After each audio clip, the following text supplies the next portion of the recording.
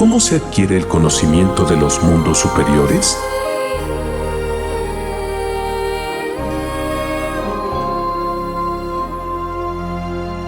En todo hombre duermen facultades latentes, gracias a las cuales le es posible adquirir un conocimiento de los mundos espirituales.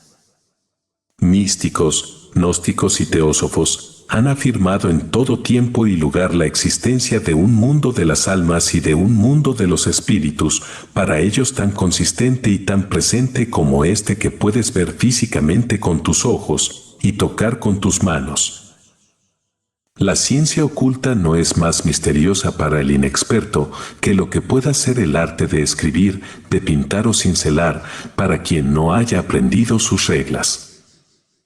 Se podrá aprender a escribir o a pintar cuando se implementen las acciones necesarias para alcanzar ese objetivo. Del mismo modo, si se sigue el buen camino, la persona se puede llegar a convertir en un discípulo y hasta en un maestro de la ciencia oculta.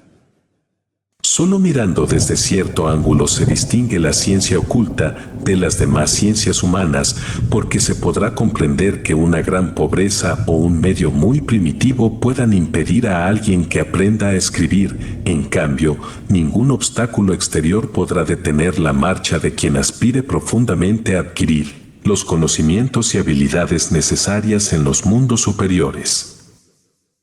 A menudo se piensa que es necesario buscar en algún lugar a los maestros del conocimiento superior para obtener sus consejos, pero de hecho, más vale tener en cuenta dos cosas. En primer lugar, el que avance seriamente hacia el conocimiento no retrocederá ante ningún esfuerzo, ante ningún obstáculo, para llegar a descubrir a un iniciado que le pueda introducir en los secretos del universo. Por otra parte, si su aspiración al conocimiento es tan sincera como noble, el momento de su iniciación llegará para él, cualquiera que sea la situación en que se encuentre. Porque a ningún espíritu que busca verdaderamente se le puede negar el conocimiento a cuya conquista ha adquirido el derecho.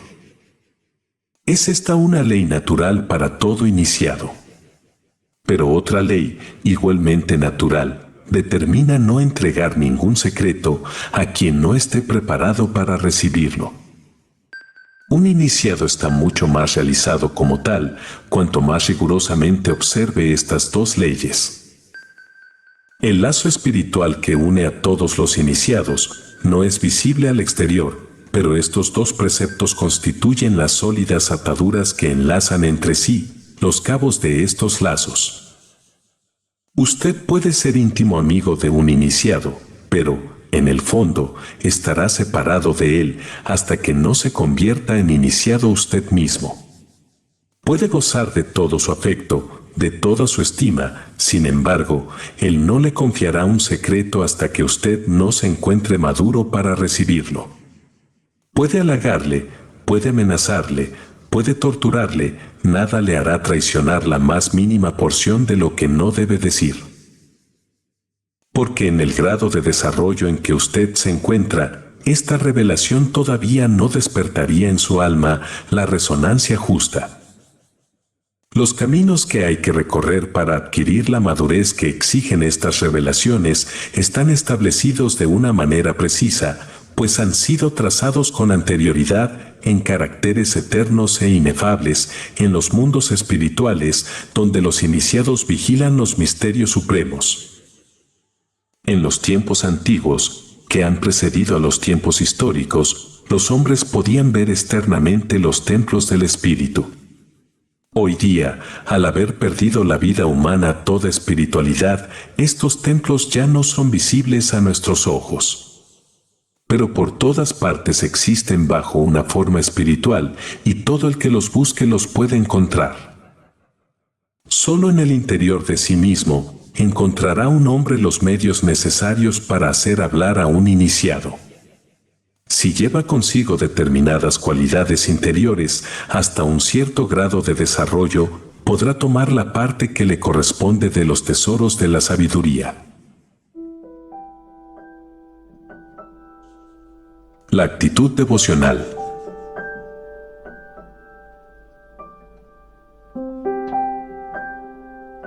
Antes que nada, se debe establecer en el alma una cierta disposición fundamental.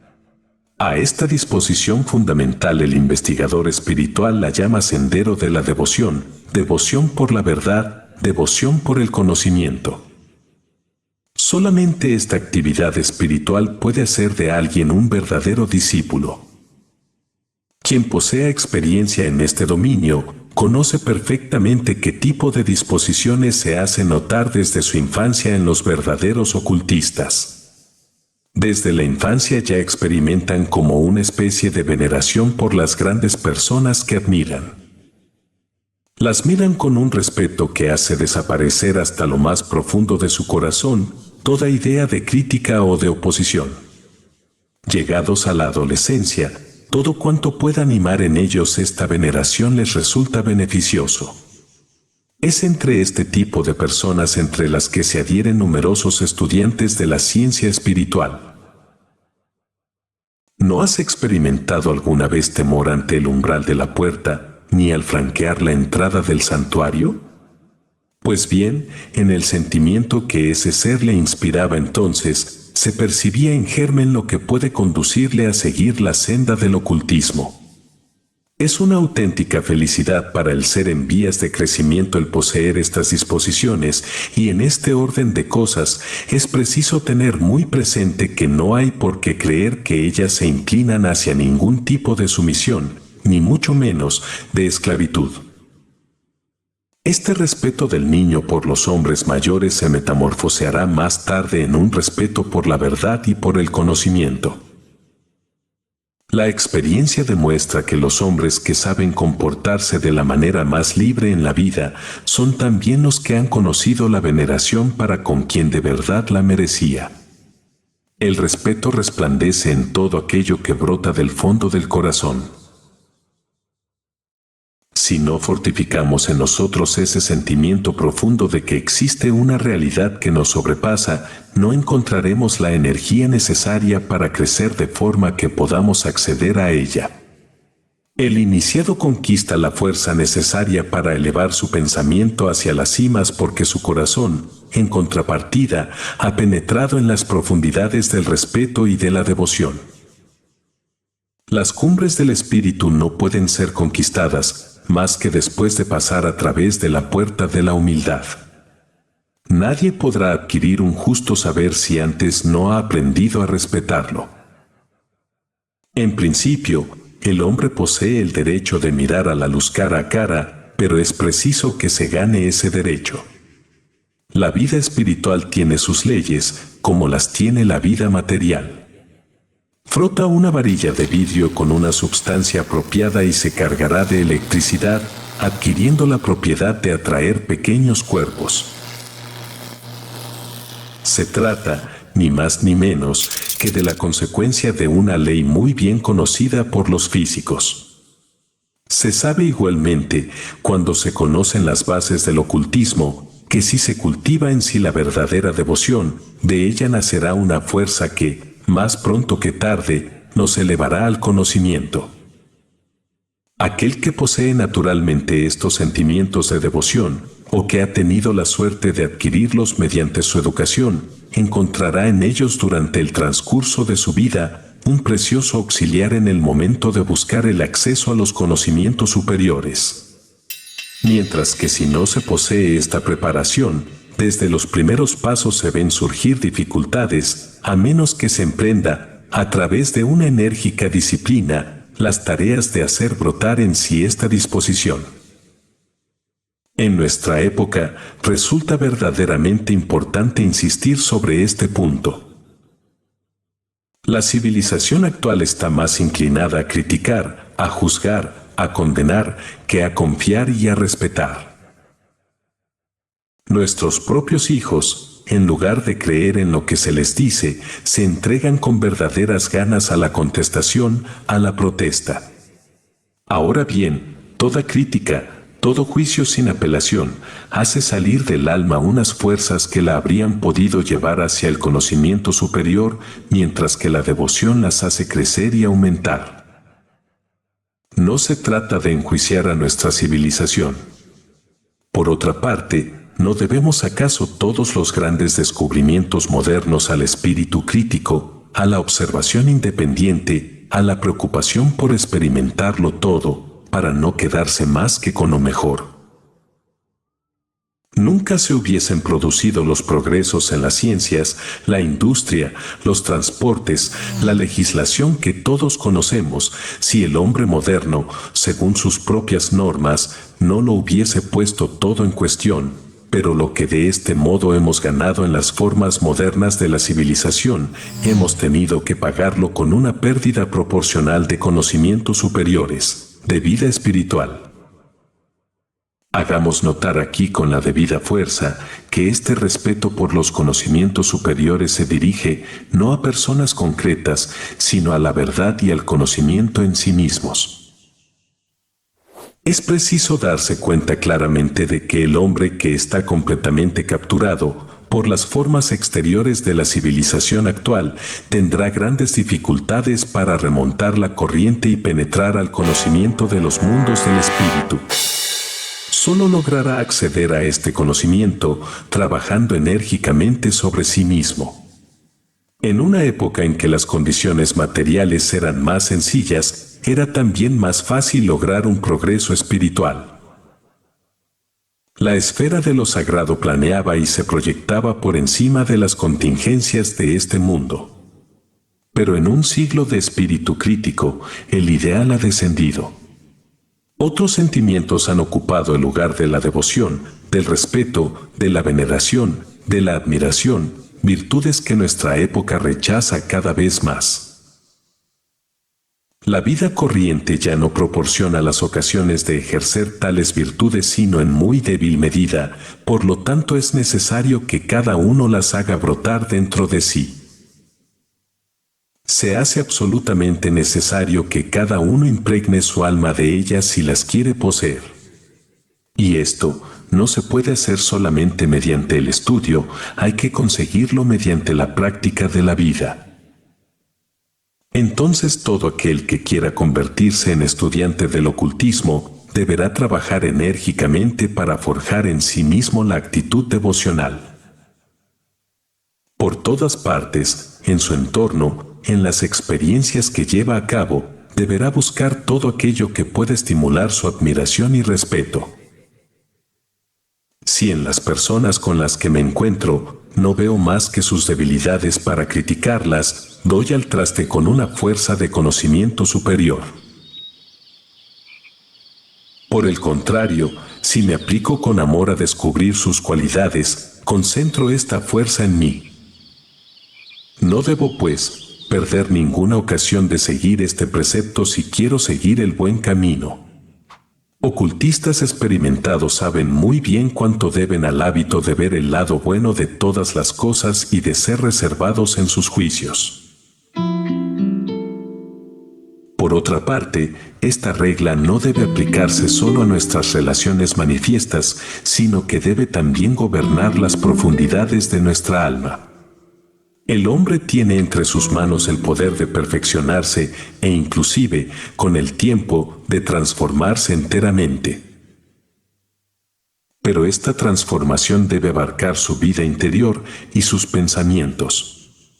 No basta con que su comportamiento exterior dé muestras aparentes de un cierto respeto por los demás, sino que también en su interior debe vivir este respeto. El estudiante del ocultismo debe pues comenzar por introducir la devoción en su vida mental, debe vigilar los movimientos de su conciencia para que entre ellos no aparezca el desprecio, ni la crítica destructiva, sino que por el contrario en su conciencia solo se cultive metódicamente la devoción. Los momentos de calma en los que en un movimiento de retorno sobre uno mismo se toma conciencia de la acción deformante que ejercen la crítica, las censuras, los prejuicios respecto a la vida, estos momentos nos acercan al conocimiento espiritual. Y progresaremos rápidamente si en estas ocasiones permitimos que en nuestra conciencia solo se establezcan ideas impregnadas de admiración, de estima y de respeto hacia las cosas y los seres de este mundo. Todo el que tenga experiencia en estas cuestiones sabe bien que en instantes como los descritos, se despiertan en el hombre unas fuerzas que, de otro modo, hubiesen permanecido solo latentes, pero no actuantes. Es así como se abre la mirada del espíritu. Realidades que nos rodean y que con anterioridad no habíamos sabido discernir, comienzan a revelarse. Se nos hace claro, diáfano, ya que hasta entonces no habíamos percibido más que una parte del mundo en que vivimos. Los seres humanos con los que nos encontramos entonces, se nos aparecen igualmente bajo una nueva luz. Ciertamente, no basta con esta actitud devocional para ser capaces de percibir en un ser fenómenos tan sutiles como su aura. Por ejemplo, para conseguir esto, hace falta una disciplina mucho más fuerte y estricta. Pero el primer paso para adquirir esta imprescindible disciplina es dedicarse enérgicamente al aprendizaje de la devoción. El ingreso del discípulo en la senda del conocimiento se cumple sin ruido, en silencio, desapercibido por el mismo entorno. Nadie advierte el cambio que se opera en él. Asume sus deberes y continúa ocupándose de sus asuntos como de ordinario. La metamorfosis solo tiene lugar en la intimidad de su alma, completamente sustraída de las miradas exteriores. La actitud devocional con respecto a todo cuanto es digno, irradia sobre el conjunto de la vida afectiva. Toda la vida afectiva de quien pasa por esta experiencia encuentra aquí su centro. De la misma manera que el sol reanima con sus rayos todo lo que vive, esta facultad de venerar también vivifica todas las fibras de la vida afectiva. A primera vista, cuesta trabajo creer que sentimientos tales como el respeto, la estima, la veneración, tengan una relación con el conocimiento. La razón no es otra que la que estamos inclinados a considerar, ya que se observa el conocimiento como una facultad en sí, independiente de todo lo que acontece en la vida interior, y se olvida por completo de que es el alma la que conoce, y los sentimientos constituyen los alimentos del alma, de la misma manera que las viandas constituyen el alimento del cuerpo. Si al cuerpo se le dan piedras en lugar de pan, se extinguirá su actividad. Lo mismo sucede con el alma. El respeto, la estima, la devoción son sustancias nutritivas que aseguran la salud y el vigor al conjunto de las actividades de uno y antes que a ninguna otra a la actividad del conocimiento. En cambio, el menosprecio, la antipatía, la denigración de lo que es por sí estimable, paralizan y matan la fuerza del conocer. Para el investigador espiritual, este hecho se traduce hasta en los colores del aura. En el aura del discípulo que asimila sentimientos de veneración y de devoción se produce una transformación. Determinadas tonalidades espirituales semejantes al rojo amarillento, al marrón rojizo, desaparecen para dejar su lugar a un rojo azulado. Esta transformación es señal de que se ha abierto el poder de conocer, y ciertos acontecimientos que hasta el momento habían pasado inadvertidos para el discípulo, aunque estaban cerca de él, a su alrededor, se le vuelven repentinamente accesibles. Lo cierto es que la devoción ha despertado en el alma una fuerza de simpatía mediante la cual atraemos en los seres que nos rodean la manifestación de cualidades que, sin esto, hubiesen permanecido ocultas. Lo que debe ser obtenido por medio de la devoción se hace todavía más eficaz cuando se le añade otro tipo de sentimiento que consiste en aprender a entregarse cada vez menos a las impresiones del mundo exterior y a desarrollar a cambio una vida interior más intensa. El hombre que busca sin cesar sensaciones nuevas y corre de la una a la otra, que no busca otra cosa sino distraerse, sería incapaz de encontrar el camino de la ciencia espiritual. El discípulo no debe hacerse menos sensible con respecto al mundo exterior, pero su vida interior debe ser lo bastante rica para poder dictarle la manera justa de entregarse a las sensaciones exteriores. El hombre cuyos sentimientos son intensos y profundos experimenta ante un bello paisaje de montañas, por ejemplo, algo que no es capaz de experimentar otro con sentimientos más pobres. Únicamente lo que pasa en el interior de nosotros mismos puede suministrarnos la llave de las bellezas de este mundo. Mientras que a unos seres un viaje por mar les deja absolutamente indiferentes, a otros les revela el lenguaje eterno del espíritu del universo, los misterios de la creación entonces se revelan para ellos. Es preciso aprender a acercarse al mundo exterior, con sentimientos e ideas dotados de una vida personal intensa, si de verdad se quiere desarrollar una relación real con él.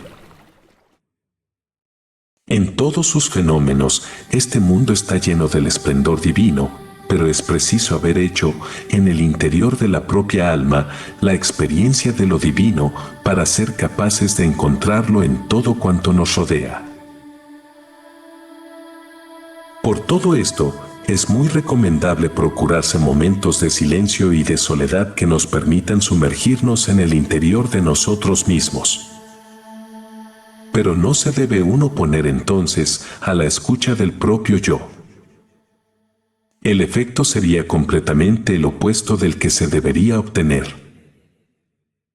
En estos momentos de silencio, se debe por el contrario dejar resonar en sí el eco de lo que el mundo exterior nos ha comunicado. Cualquier flor, cualquier animal, cualquier acontecimiento nos va a descubrir, en medio de esta soledad y este silencio, secretos insospechados. De este modo se prepara uno, se pone en disposición de llevar adelante nuevas impresiones del mundo exterior con ojos distintos, con mirada diferente a la que antes se tenía.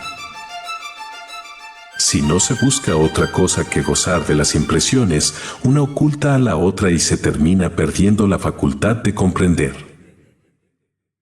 En cambio, cuando se sabe extraer la lección de lo que el gozo puede revelar, se ejerce y, en consecuencia, se eleva el propio poder del conocimiento. El ejercicio no consiste solamente en prolongar el eco del goce que se experimenta, es preciso inclusive renunciar a este goce para dejar que la actividad interior elabore libremente las sensaciones.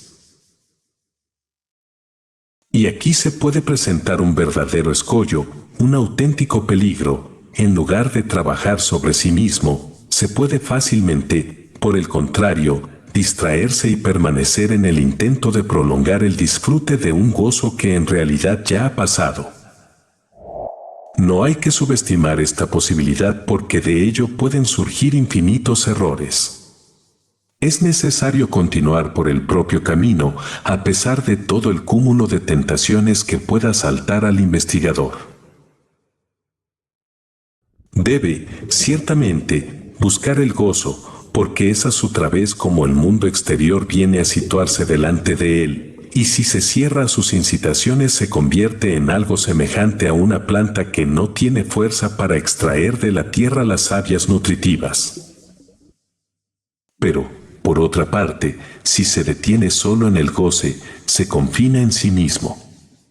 A partir de entonces, no significará ya nada para el universo y no tendrá importancia más que para sí mismo.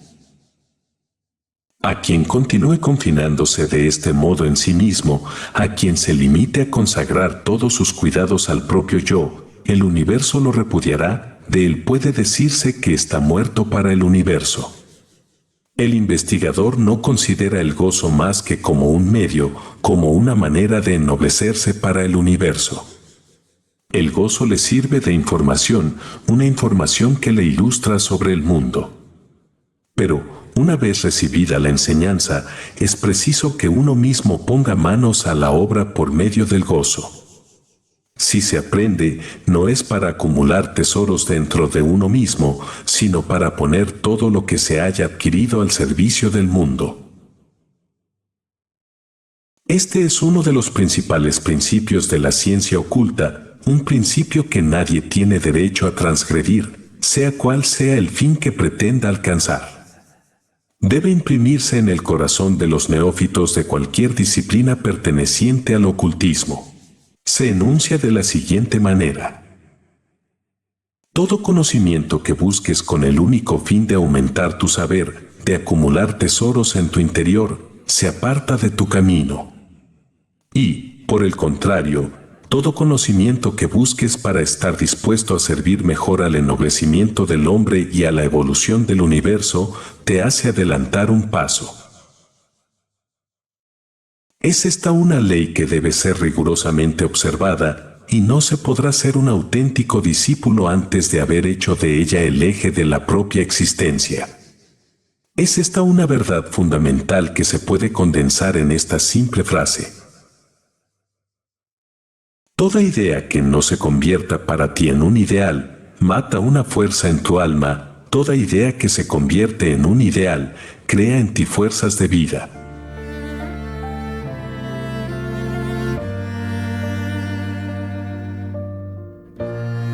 La calma interior.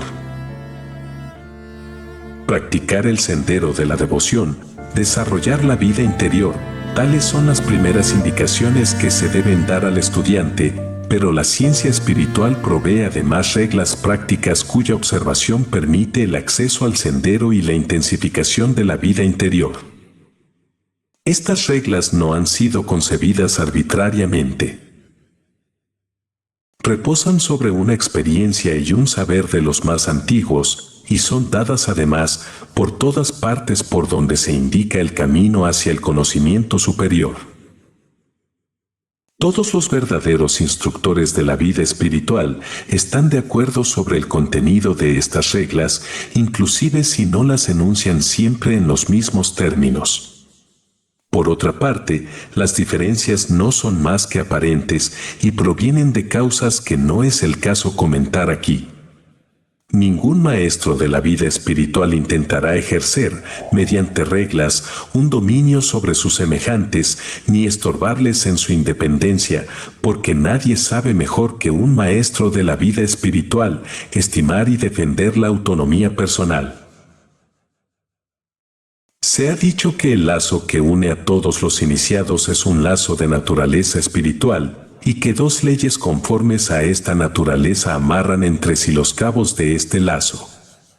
Ahora bien, si un iniciado se sale de su dominio puramente espiritual para entrar en la vida pública, hay una tercera ley que se impone a él inmediatamente: haz de manera que ninguno de tus actos, que ninguna palabra tuya, pueda atentar al libre albedrío de nadie. Un verdadero maestro de la vida espiritual está bien penetrado de este espíritu. Cuando a través de él se ha adquirido la convicción de que así deben ser las cosas, uno se da cuenta igualmente de que no se perderá nada de la propia independencia siguiendo las reglas prácticas indicadas por él. He aquí cómo es que una de las primeras reglas prácticas puede revestirse del ropaje del lenguaje de estas palabras: asegúrate la posibilidad de gozar de momentos de calma interior y sácales provecho para aprender a distinguir lo esencial de lo accesorio.